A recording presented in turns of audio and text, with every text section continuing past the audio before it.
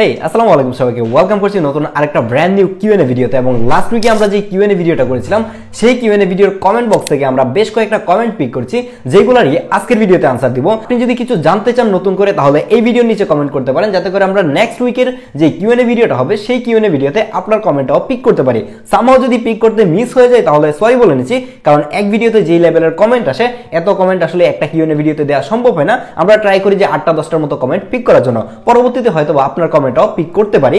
আপনি চাইলে এই ভিডিওতে কমেন্ট করতে পারেন, তাছাড়াও কিন্তু আপনি চাইলে আমাদেরকে সাবস্ক্রাইব করতে পারেন। প্রথমেই আমাদেরকে কমেন্ট করেছেন এমডি কিরণ ভাই, 12 প্রো নিব নাকি 13 নিব, কোনটা ভালো হবে? এই সময় এসে অ্যারাউন্ড 45 থেকে 50,000 টাকা প্রাইস রেঞ্জে আইফোন 12 প্রো এবং 13 এই দুইটা ডিভাইস পাওয়া যাচ্ছে, কিন্তু 13 নিতে না করার একটা কারণ হচ্ছে 13 এর মধ্যে গ্রিন লাইন পড়ে যায়, ডিসপ্লে গ্রিন হয়ে যাচ্ছে কিংবা পিঙ্ক হয়ে যাচ্ছে, এই ধরনের ডিসপ্লে ইস্যু রয়েছে 13 এর মধ্যে। আর এদিকে 12 প্রোটা খুবই সেফেস্ট একটা পয়েন্ট, কারণ এটার মধ্যে আপনি তিনটা ক্যামেরা পাচ্ছেন, একটা 2x টেলিফোটো লেন্স পাচ্ছেন যেটা দিয়ে আপনি খুব সুন্দর সুন্দর পোর্ট্রেট ছবি তুলতে পারবেন, তার পাশাপাশি এটা ডিসপ্লে নিয়ে আপনাকে প্যারা খেতে হবে না। কিন্তু 13 থেকে 12 প্রো ডিফারেন্সটা যেটা পাবেন সেটা হচ্ছে ব্যাটারি হেলথ। আপনি এই সময়ে এসে যদি 12 প্রো কিনতে চান তাহলে দেখবেন যে ব্যাটারি হেলথ খুব বেশি একটা পাবেন না, কিন্তু যদি ব্যাটারি হেলথ বেশি পানও সেটা ব্যাটারি বুস্ট করার চান্স বেশি। আর এদিকে যদি আপনি 13 নিতে চান তাহলে কিন্তু 13 আপনি এখন পর্যন্ত ইনঅ্যাক্টিভও পাবেন, তো সেই জায়গায় কিন্তু আপনি ব্যাটারি ব্যাকআপের দিক দিয়ে 13টাকে এগিয়ে রাখতে হয়। তো যার কারণে ফ্রেশ কন্ডিশনের একটা ডিভাইস কেনার জন্য আমি 13টাকে এগিয়ে রাখবো, কিন্তু যদি ডিসপ্লের প্যারা নিতে না চান তাহলে আপনি 12 প্রোটা দেখেন। শুভম বিশ্বাস ভাই আমাদেরকে কমেন্ট করেছেন আইফোন 13 ভার্সেস আইফোন 14।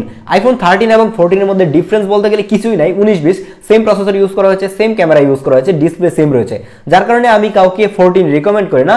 আপনি 5,000-10,000 টাকা কমে 13টা নেই সেটা ভালো, কিন্তু 13 নেওয়ার ক্ষেত্রে একটু ভাবতে হয়। এখন হচ্ছে ডিসপ্লে ইস্যুর কারণে, ডিসপ্লে ইস্যুর কারণে আমার কাছে মনে হয় যে কিছু টাকা অ্যাড করে 14টা নেওয়াই ভালো, কারণ 14 এর মধ্যে কিন্তু এই ধরনের ডিসপ্লে ইস্যু নাই। তো এখন আপনি চিন্তা করেন যে আপনি কি নেবেন। আপনি যদি মনে করেন যে আপনার বাজেট 50,000 টাকা নিচে তাহলে আপনি 13টা দেখতে পারেন, আর বাজেট একটু বাড়াতে পারলে 14টাও কিন্তু ভালো হবে।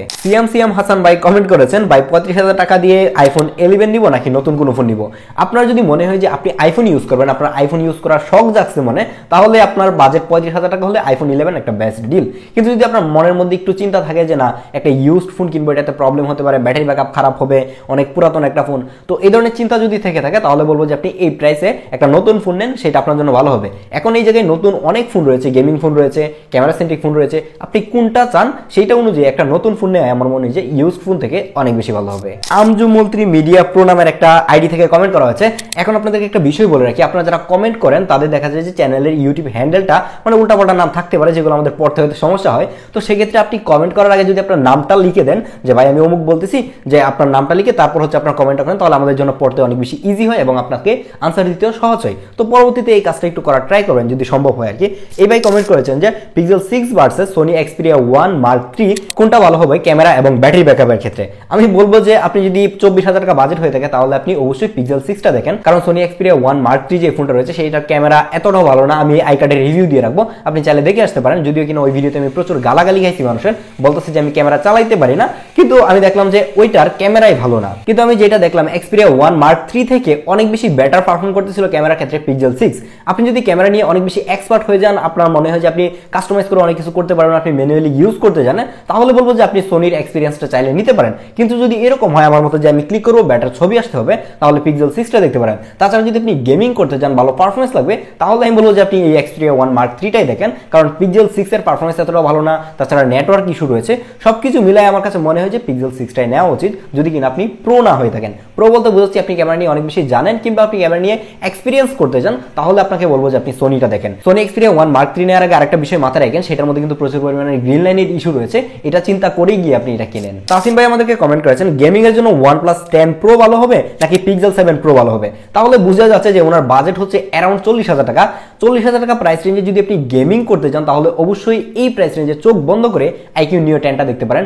নতুন একটা ইনটেক ফোন কিনতে পারবেন এই বাজেটের মধ্যে, কারণ এটার মধ্যে থাকছে 8 Gen 3 এর প্রসেসর, যার কারণে এটার মধ্যে আপনি তুমুল লেভেলের গেমিং করতে পারবেন। তো এই ধরনের ইউজ ফোন সাইডে ফেলে আপনি IQ Neo 10টা দেখেন। এডিশন নামের একটা অ্যাকাউন্ট থেকে কমেন্ট করেছেন ভাই 50,000 এর ভিতর কোন ফোন ভালো হবে ক্যামেরা এন্ড অন্য কিছুর জন্য।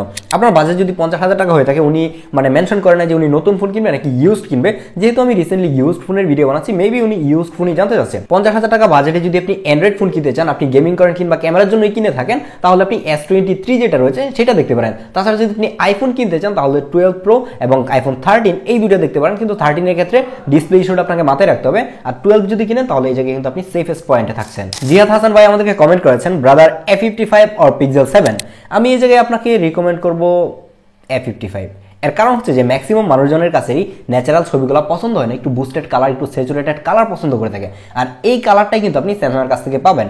যারা স্যামসাংয়ের ডিভাইসগুলো ইউজ করে তারা জানে স্যামসাংয়ের ওয়ান ইউআই কতটা জোস লেভেলের ডিসপ্লে পাবেন, জোস লেভেলের। সেই জায়গায় পিক্সেল 7টাকে আমি রিকমেন্ড করতেছি না। হ্যাঁ, পিক্সেল 7টাও ভালো ক্যামেরা, খুবই প্রিমিয়াম ফোন, কিন্তু আমার কাছে পার্সোনালি পিক্সেলগুলো এতটাও ভালো লাগে না। এই সময় এসে আপনি সফটওয়্যার সাপোর্টের কথা চিন্তা করেন, সেই জায়গায় দেখবেন যে গুগলের নিজস্ব অ্যান্ড্রয়েড হলেও আপনি ওয়ান ইউআই এর মধ্যে বেশি মজা পাবেন। আমি আপনাকে রিকমেন্ড করবো A55, কিন্তু যদি আপনার কাছে মনে হয় যে পিক্সেল 7টাও ভালো, তাহলে আপনি পিক্সেল 7টাও দেখতে পারেন, কারণ সেইটাতেও আপনি ভালো কিছু পাচ্ছেন। কিন্তু পিক্সেলটা আমার কাছে অ্যাটলিস্ট পার্সোনালি ভালো লাগে না। আজকের কিউএনএ ভিডিওটা এখানে শেষ করতে হচ্ছে। আপনি যদি নতুন করে কিছু জানতে চান তাহলে এই ভিডিও নিচে কমেন্ট করতে পারেন, অথবা আমাদের চ্যানেলের ব্যাপারে যদি কোনো ফিডব্যাক দিতে চান সেগুলো চাইলে এই ভিডিওতে কমেন্ট করতে পারেন। দেখা হচ্ছে পরবর্তী কিউএনএতে। আল্লাহ হাফেজ।